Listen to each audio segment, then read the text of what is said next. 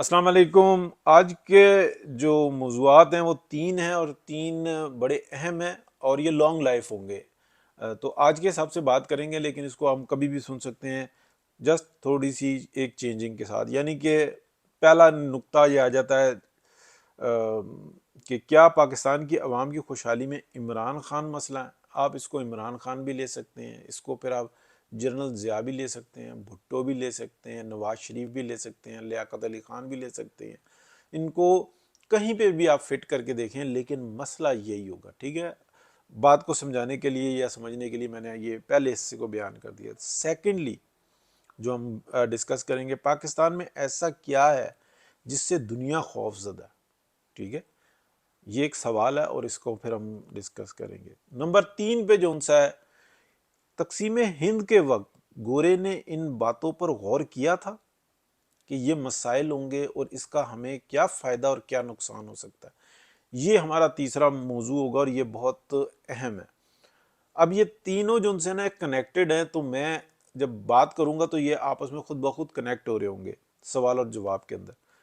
تو پہلے حصے کے اوپر آ جاتے ہیں جی اور بات شروع کرتے ہیں کہ کیا پاکستان کی عوام کی خوشحالی میں عمران خان مسئلہ ہے، جو کہ اس وقت میں کہ جی وہ جیل میں کچھ کہہ رہے ہیں ڈال دو، کوئی کہتے ہیں نکال دو، کوئی کہتے ہیں فیصلہ جلدی کرو، کوئی کہتا ہے باہر نکال دو۔ اس کے اوپر ہم بہت دفعہ بات کر چکے ہیں، کس طریقے سے نورا کشتیاں ہیں، کس طریقے سے لوگوں کو عوام کو پاکستان کی بیوقوف بنایا جا رہا ہے اور دنیا کو جو نا بیوقوف بنانے کی کوشش کی جا رہی ہے، جبکہ بہت بڑی دنیا کو جہاں پہ مفادات ہیں ان سے شاباشی حاصل کی جا رہی ہے کہ ہم نے تو پاکستان ہی فتح کر لیا ہے، پاکستان کے عوام کو بیوقوف بنا دیا، جبکہ اس کے اثرات کہیں اور تک آ جاتے ہیں۔ تو بالکل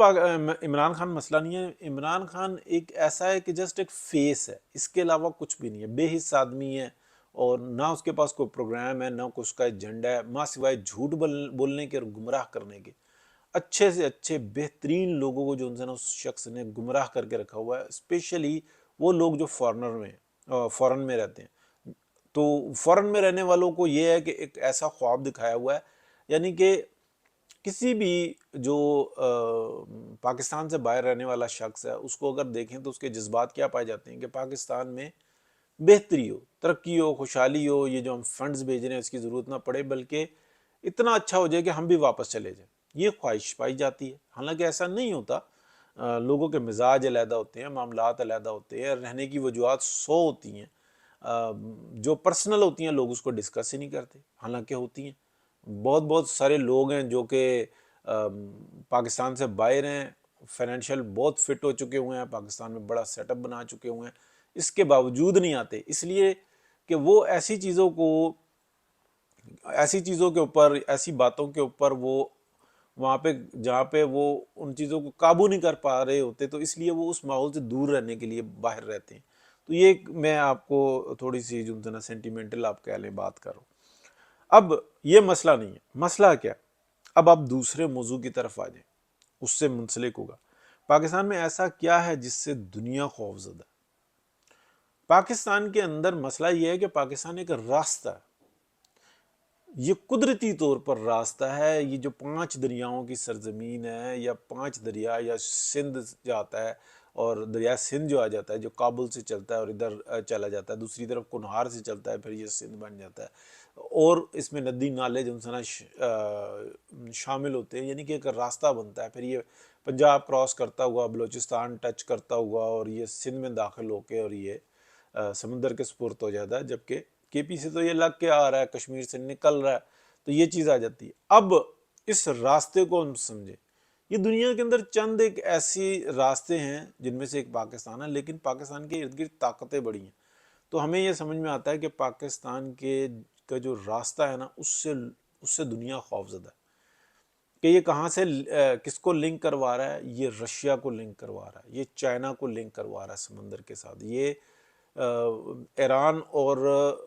انڈیا کا جو نا وہ لنک بننے نہیں دے رہا، یعنی کہ بیچ میں خود ہے، تو یہ لنک ہے، ایکچولی یہ برج ہے، تو یہ راستہ بن رہا ہے، ہر صورت میں راستہ بن رہا ہے، اور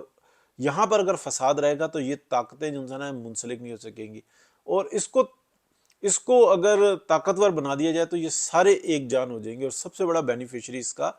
وہ بلوچستان پاکستان یعنی کہ یہ سارا جو نا خطہ یہ بنے گا، بالخصوص بلوچستان پاکستان کا حصہ، بلوچستان سب سے زیادہ بینیفیشری بنے گا۔ لیکن اگر اس کو سیپریٹ کر کے دیکھیں تو سب سے زیادہ بدحال بھی بلوچستان ہی رہے گا، اور ہے بھی بیچاروں کے پاس بڑی زیادتی ہو رہی ہے۔ پنجاب کے اندر کیونکہ لیڈرشپ اچھی آئی تھی تو خوشحال ہو گیا، ادروائز آج سے 25-30 سال پہلے جب تک نواز شریف نہیں آئے تھے، اس سے پہلے اگر آپ دیکھ لیں تو ہینڈ ٹو ماؤتھ ہی تھے، جیسے سندھی آج تک ہینڈ ٹو ماؤتھ ہیں ایسے پنجابی بھی ہینڈ ٹو ماؤتھ ہی تھے، کوئی خوشحالی نہیں تھی، بس روٹی اچھی کھا لیتے تھے، اتنا فرق تھا۔ اب تقسیم ہند کے وقت کیا گورے نے ان باتوں پر غور کیا تھا؟ جی بالکل غور کیا تھا۔ ان کو یہ بات پتا تھی کہ یہ جتنے بینیفٹس ہیں نا یہ یہاں پہ اگر رہیں گے اور ہمارا رول رہے گا تو یہاں پہ تمام وہ رائٹس یہاں پہ دینے پڑ جائیں گے کہ جو برٹش کو ہیں، اور وہ دے بھی رہے تھے آہستہ آہستہ۔ یعنی کہ سب کے پاس برٹش ہی پاسپورٹ تھا اس وقت میں، جو پاسپورٹ بنواتا تھا برٹش پاسپورٹ بنواتا تھا، اور جن لوگوں کے پاس پاسپورٹ برٹش بنے ہوئے تھے پرانے، وہ پوری دنیا میں اسی طرح سے انہوں نے سفر کیا جیسے کہ ایک برٹش نے کیا، اور بہت سارے رائٹس تھے لیکن بنے نہیں تھے، یہ بات آپ سمجھیں، اور وہ رائٹس بڑھ رہے تھے، ان کو پتا تھا اس چیز کا کیا ہم یہ افورڈ کر سکتے ہیں، تو وہ افورڈ نہیں کر سکتے، تبھی یہ سونے کی چڑیا کو انہوں نے آزاد کیا تھا۔ اب آزاد کر دینے کے بعد ان کا ایک پروگرام تھا، اس کے تحت کیا تھا کہ پاکستان اور انڈیا کے اندر، یعنی کہ پاکستان جو دو حصوں میں تھا، بنگلہ دیش اور جو موجودہ پاکستان ہے اور انڈیا، اس کو ایسے تقسیم کیا تھا کہ یہ آپس میں ایک تو اختلافات رکھیں، پلس ہم ان کے اوپر ایک ایسی طاقت کو مسلط رکھیں کہ جو اپنی ذاتی لالچ کے اندر یہاں پر کچھ بھی نہ ہونے دے، یعنی کہ وہ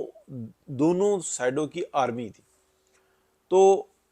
انڈیا نے تو فوری طور پہ سٹیپس لے کے ان چیزوں کو ختم کر دیا، آرمی کو ایک محدود کر دیا، ریاستیں ختم کر دیں، اور لیکن کنٹرولمنٹ ختم کر دیا۔ پاکستان کے اندر ایسا نہ ہو سکا، پاکستان کے اندر کیونکہ بہت زیادہ ایک پلان طریقے سے بہت محنت کر کے ایک بنایا ہوا تھا، تو اس آرمی نے پاکستان کو قابو کر لیا، اور وہ سٹل جو انسانا چلے آ رہے ہیں۔ ابھی ان کی لالچیں اس حد تک پڑی ہوئی ہیں کہ سٹیل اور لوہے کی جو چشمے ہوتے ہیں نا، اگر آپ وہ سمجھیں نا، اس سے زیادہ بھاری چشمے ان کی عقلوں پر پڑے ہوئے ہیں۔ ان کو یہ نہیں سمجھ میں آتی کہ سویلینز رائٹس پاکستان کا مطلب، وہ اب ایک خاص اپنے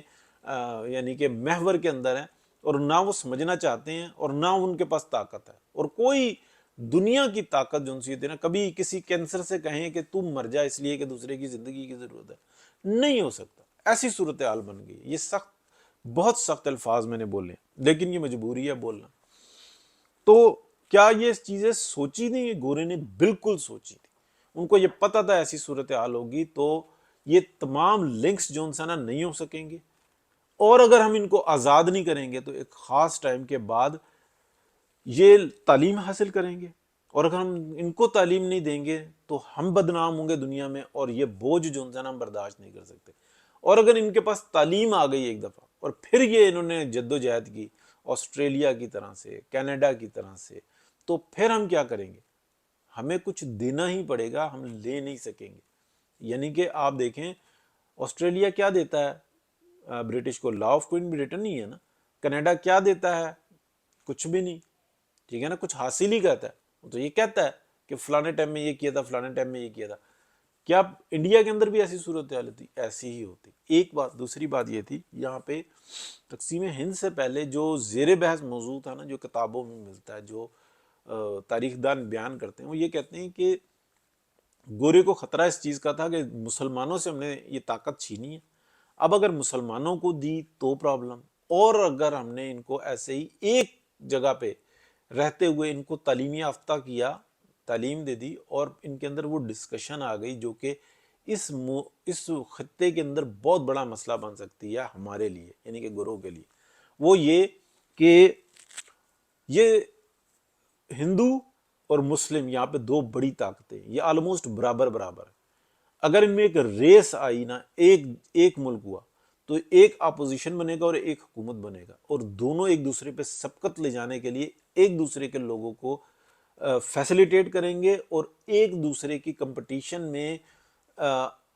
اپنے آپ کو بلڈ اپ کریں گے۔ یعنی کہ مسلمان کوشش کرے گا کہ میں زیادہ سے زیادہ جو ہندوؤں کے رائٹس ہیں نا وہ ان کو دوں،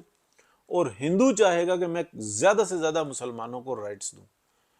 تب میں جو انسانہ حکومت حاصل کر پاؤں گا، اور اس کے اندر تعلیمی طور پر یہ بہت بڑا ایک بوم آئے گا۔ تو یہ چیزیں جو سی ہیں نا یہ زیر بحث ڈسکشن رہتی ہیں، تو انہوں نے اس کا یہ حل نکالا تھا۔ انڈیا نے قابو کر لیا، پاکستان قابو نہ کر سکا۔ تو یہ ہے وہ مسئلہ کہ عمران خان مسئلہ نہیں ہے، مسئلہ کاروبار ہے، مسئلہ ہاؤسنگ سوسائٹی ہے، مسئلہ یہ ہے کہ قسم کھاتے ہیں کہ ابھی ہم نے 10-12 سال مداخلت نہیں کرنی، اور پھر یہ جو ان سے نا مداخلت پر آ جاتے ہیں۔ تو یہ چیز جو ان سی ہے نا چیز ہے کہ آپ اس کو عمران خان نکال دیں۔ عمران خان کیا ہے،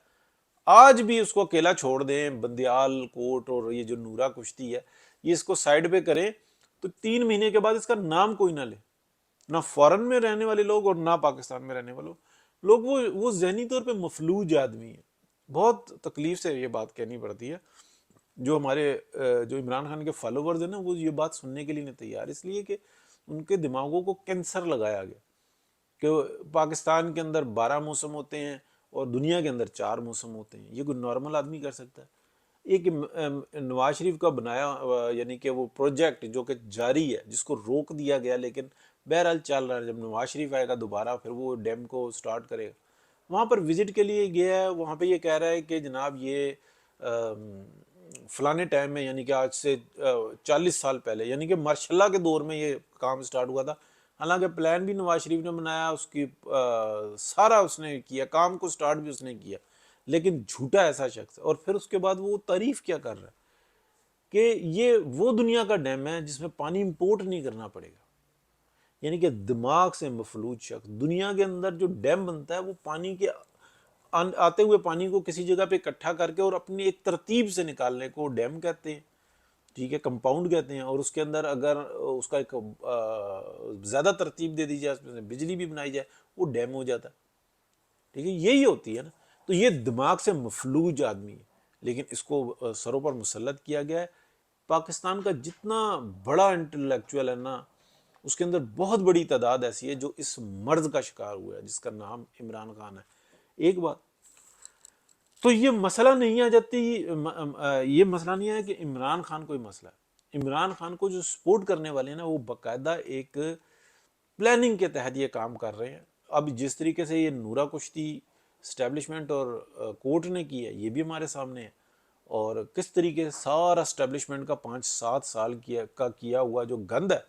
کیسے کورٹ نے اپنے اوپر ملبہ لیا ہے، اس کے کیا بینیفٹس حاصل کیے ہیں۔ تو ان لوگوں سے پوچھیں کہ جو جوکر کا کردار ادا کرتے ہیں سرکس کے اندر، خود اپنے اوپر ہنسواتے ہیں، اور باہر نکل کے وہ اچھے کپڑے صاف ستھرے پہن کے بہترین لوگ ہوتے ہیں، اور وہ اپنے گھروں کو جاتے ہیں، اپنے بچوں کا گزر بسر کرتے ہیں۔ اس میں کچھ لوگ چور بھی ہوتے ہیں اور کچھ دیانتدار بھی ہوتے ہیں، لیکن وہ جو جوکر ہوتا ہے نا، اس جوکر کی صرف ایک جاب ایسی ہوتی ہے، وہ ویسے بالکل نارمل آدمی ہوتا ہے، بھلے وہ جواری ہو، بھلے وہ ایک بچوں کو پالنے والا ایک نارمل آدمی ہو، یعنی کہ ایک ہوتا ہے نا بالکل بے گھر آدمی ہے وہ بھی، لیکن جوکر بذات خود جوکر نہیں ہوتا، وہ ایک اس کی ایک نارمل لائف ہوتی ہے۔ ایسے ہی یہ ان ججز کی ایک نارمل لائف ہے، وہ اپنی جاب کر رہے ہیں کہ ان کو یہ ٹارگٹ دیا گیا، یہ انہوں نے جابز بھی ایسے ہی حاصل کی ہیں، یہ جو ہم خیال گروپ ہے نا، انہوں نے جابز بھی ایسے حاصل کی ہیں، کبھی ٹرک سے، کبھی رشوت دے کے، کبھی فیسیلیٹیٹ کر کے، یہ اچھے اور برے راستوں سے گھسے ہیں، تو یہ ایکسپوز ہوئے ہیں اس دور کے اندر، یہ ایکسپوز ہوئے ہیں۔ باقی ان کی حیثیت جو ان سے ایک نارمل کے جیسے دوسرے لوگ ہیں جنہوں نے ٹرک حاصل کیے ہیں اور ٹرکوں کے ٹرک حاصل کیے ہیں، ایسے ہی انہوں نے ٹرک حاصل کیے ہیں۔ دونوں کی ایک لائف ہے، وہ گالیاں دیتے رہو، مطلب ایک مینٹلٹی ہوتی ہے نا، ہم اپنے گھر میں خوش ہیں، ہم اپنے بچوں میں خوش ہیں، ہم دنیا کی یاشیاں ویل کر رہے ہیں، جیسے ثاقب نثار ہے، آصف سعید کھوس ہے، جنرل فیض حمید ہے، سب وہ کہتے ہیں ہم اپنے گھر میں خوش ہیں، لوگ روتے ہیں، روتے رہے۔ مطلب یہ بات بھی ہم کہہ رہے ہیں، ان کی بلا سے وہ اس بات پہ بھی نہیں سوچتے، ان کی یہ جاب ہے۔ تو یہ ہے مسئلہ، عمران خان مسئلہ نہیں ہے، مسئلہ یہ پیچھے جو نا مینٹلٹی ہے۔ ولاگ بڑا ہو گیا جی، مشکل سی باتیں ہیں، کچھ کامنٹ کرتے ہیں کہ بات نہیں سمجھ میں آئی آپ کی، تو کسی کو سمجھ میں آ جاتی ہے، کسی کو نہیں سمجھ میں آتی۔ بہت شکریہ، اللہ حافظ۔